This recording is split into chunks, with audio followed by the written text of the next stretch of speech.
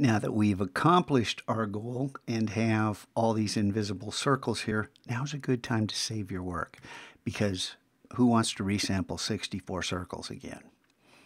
Then turn off the visibility of the lowermost layer so you can now see we do in fact have this collection of circles. Then we can select this. Again, there are a number of ways to do it. You can click the meatball, you can drag with the black arrow. See? Oh yeah. Or just hit Command A and then Command C to copy. And once again, I'm going to save that file. And then jump over to Photoshop, and we have our original pixels here. Then we hit Command V in order to paste a smart object, and it looks as if it's not there. The smart object is pasted dead center, so this is perfect. Its position is perfect. Hit return to accept it. And then the best thing you can do at this point, just to prove it's really there, change the blend mode to multiply.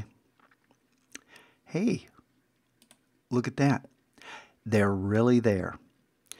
What we do with this from this point on, we have limitless possibilities. And I'm going to take you through a few of them to get you started. And then I'll show you my final result. And I have no idea where I'm going with this. We're just going to have to see. Turn this off, on, so you can see what's going on. Again, save our file, Command S, and let's come back and start the creative process.